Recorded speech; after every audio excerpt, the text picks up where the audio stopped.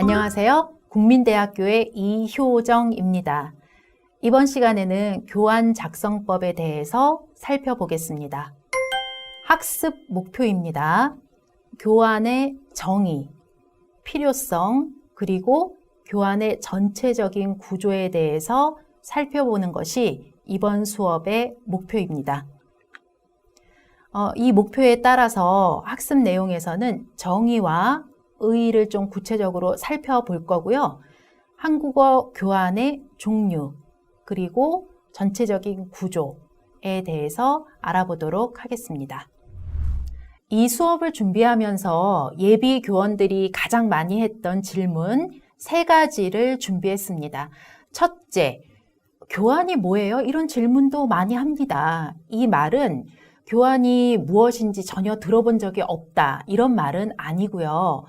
정확한 교환의 정의, 뜻, 의의, 이런 것들에 대한 질문이라고 할 수 있겠습니다. 이것과 연계가 돼서 두 번째 질문은 수업할 때 교환을 꼭 써야 하는지, 교환을 안 쓰면 수업을 할 수 없는지, 이런 질문도 있고요. 그리고 세 번째로 써야 한다면 교환을 쓰는 구체적인 아주 자세한 방식을 좀 알려주세요. 이런 것들이 많은 질문에 이제 해당이 됩니다. 이러한 이제 초보 선생님들의 질문에 대답을 한다는 생각으로 수업을 준비하였습니다.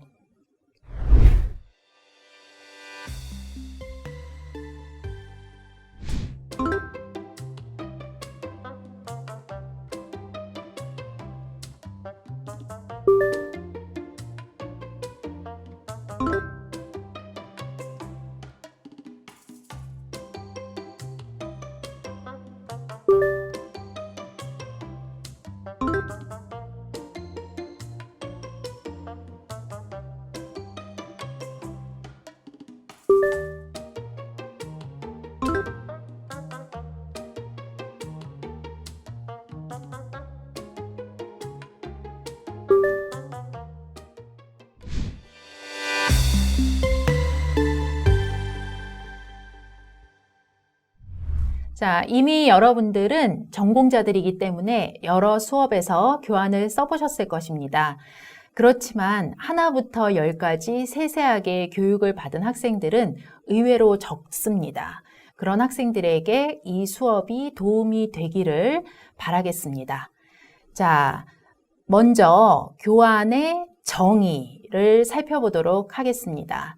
간단히 얘기해서 교환은 수업을 계획한 계획서라고 할 수 있습니다. 여기 사진을 한번 보시면요. 이 사진은 작년에 키르기스탄에 파견되어서 수업을 진행한 그 사진인데요. 이때도 예비 교원들이 정말 많이 교환을 쓰고 수정하는 작업을 거쳤습니다. 자, 교환에는 다양한 내용이 들어가죠. 그런데 목적, 주제, 내용, 자료, 교육 방법, 그리고 이제 교사의 말, 이러한 모든 것들이 포함이 됩니다. 그리고 학교나 기관에 따라서 수업 지도안, 수업 계획서, 학습 지도안, 이런 식으로 다양한 이름으로도 불립니다. 이 교환이 수업의 설계도가 되기 때문에요. 교환을 많이 쓰는 것은 교원들, 특히 예비 교원들에게는 굉장히 중요한 작업입니다. 목표를 설정하고 그 다음에 수업의 방향을 잡고 계획을 세울 수 있기 때문이죠. 그 다음에 이 피드백을, 수업을 한 다음에 피드백을 다시 교환에 반영을 해서 수정하고 보완합니다. 그래서 다음에 더 나은 수업을 계획할 수 있어요. 자, 이 말은 교환을 쓰면 이것이 그대로 계속 끝까지 똑같은 형태가 유지된다, 이것은 아니고요. 계속 피드백 과정을 거쳐서 수정이 된다고 할 수 있습니다. 그 말은 교환을 오래 치밀하게 계획해서 준비하면 질과 완성도가 높아진다는 얘기고요. 여러분들과 같은 예비 교원은 이 훈련을 하는 과정에 있기 때문에 이 교환을 체계적이고 꼼꼼하게 써보는 훈련이 정말 많이 중요합니다. 이 교환은요, 혼자 쓰는 경우도 있지만 대부분은 여러 교사가 협동해서 작성을 하는 것이 일반적인데요. 자, 이거는 여러 교사라고 하면 지금 뭐 예비 교사가 작성을 하기도 하고 경력 교사가 작성을 하기도 하는데 한 사람이 작성을 한 것을 서로 검토하는 이런 여러 가지 피드백 과정들을 거치게 됩니다. 그러면서 어떤 기관의 철학과 방법들을 보여주는 것을 반영하게 되고요.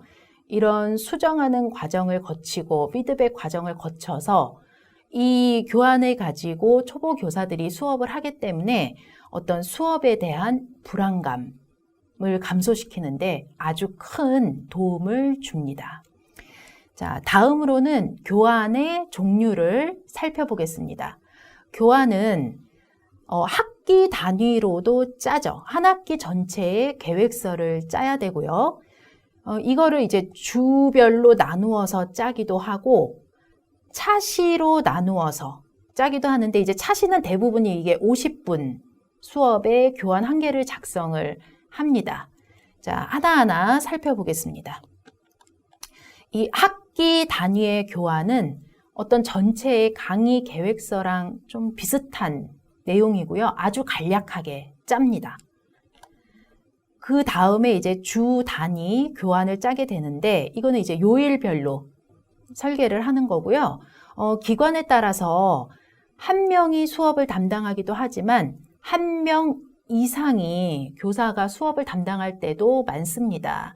이때 좀 효율적으로 의사소통을 하고 협업을 하려면 이 교환이 아주 필수적으로 요구가 되는 것이지요. 자, 한번 예를 살펴보시면요. 지금 보시면 이제 월요일에 일과 도입을 하고 대화까지를 하고 그 다음에 이제 화요일 날 선생님으로 넘어가면 문법과 어휘를 하고 이런 식으로 그 요일이 나누어져 있어야지 수업이 문제 없이 무리 없이 자연스럽게 흘러갈 수 있는 것이죠. 자, 그 다음에 이제 교환은 굉장히 여러 가지 기준에 따라서 여러 가지로 분류가 될 수 있습니다. 대표적인 게 이제 문법 수업이다. 문법 수업의 교환도 또 좀 다르고요. 어휘 수업의 교환도 다르고 읽기 수업의 교환도 다릅니다. 예를 들어서 이제 을가요를 사용해서 제안한다. 이거는 문법 수업의 교환이죠. 그리고 뭐 위치 관련 어휘를 배운다. 이거는 어휘 수업이고요. 칼럼 읽기를 한다. 이거는 읽기 수업이 됩니다. 그리고 학습하는 장소에 따라서도 국내, 국외 이 교환이 달라지고요. 특히 이제 요즘에 온라인 매체가 아주 본격적으로 사용이 되면서 대면 수업 교환과 비대면 수업 교환도 또 차이가 있습니다. 자, 이런 여러 가지 교환의 종류에 따라서 이제 우선 준비물이 달라지죠. 수업에 따라서 달라지는 준비물, 교사의 언어, 뭐 학습자가 어떤 언어를 많이 쓴다 이러면 교사들도 학습자의 언어를 아주 많이 좀 본격적으로 사용할 수도 있습니다. 그리고 교수의 방법 이런 것들이 모두 달라질 수 있고요. 그 다음에 교환은 고정된 것이 아니라 계속 피드백을 반영해서 수정, 보완되는 것이다 라는 것을 마지막 정리로 말씀드릴 수 있겠습니다.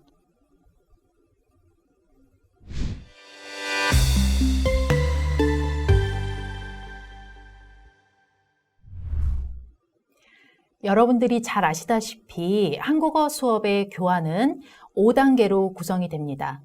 도입, 제시, 연습, 활용, 정리가 그것인데요.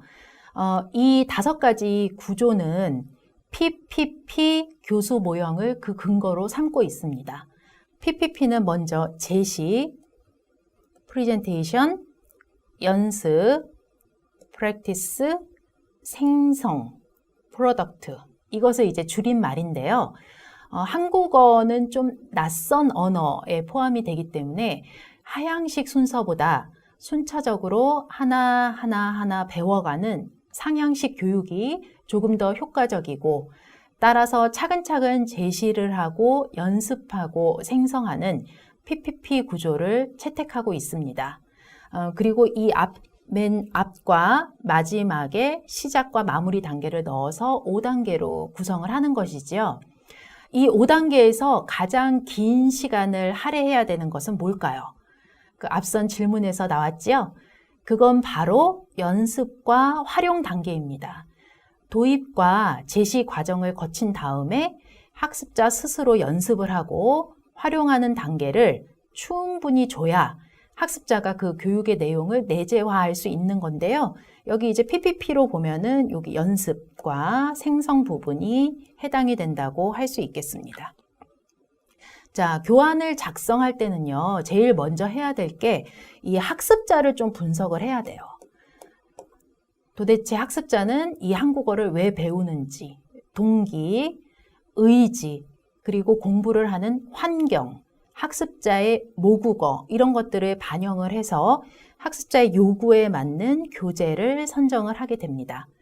그 다음에 이 교재를 어떻게 순서대로 가르칠까 이런 부분들을 머릿속에서 차근차근 다 구체화하는 과정이 있어야 되고요.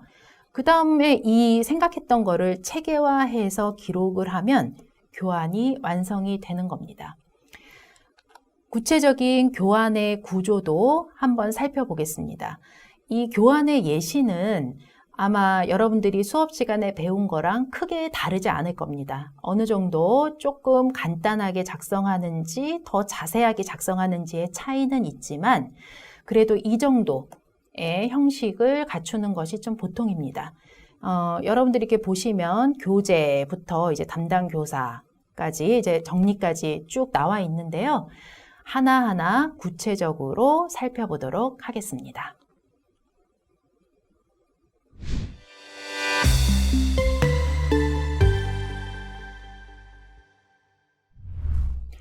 교환 기술 방법입니다. 교환을 기술할 때는 누가 읽어도 명확하게 이해할 수 있도록 기술을 해야 되고요.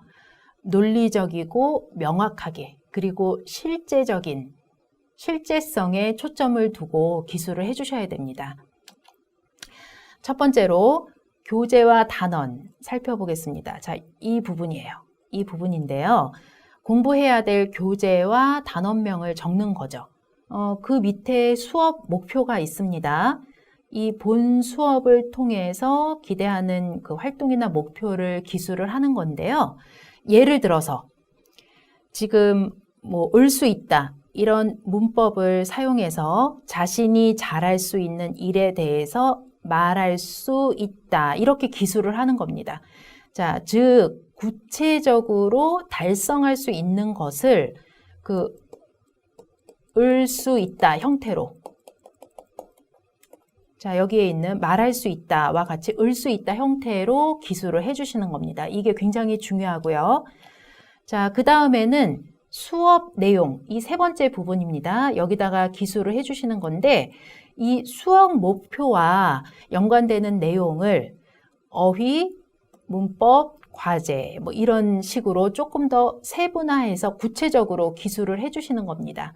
예를 들어서 어휘에는 수영, 탁구, 테니스 이런 취미 어휘가 들어가고 문법에는 이 가능성을 나타내는 문법이 들어가고 과제에는 어떤 활동과 연관해서 이 학생들이 말할 수 있는 과제를 여기에 제시를 해주시면 됩니다.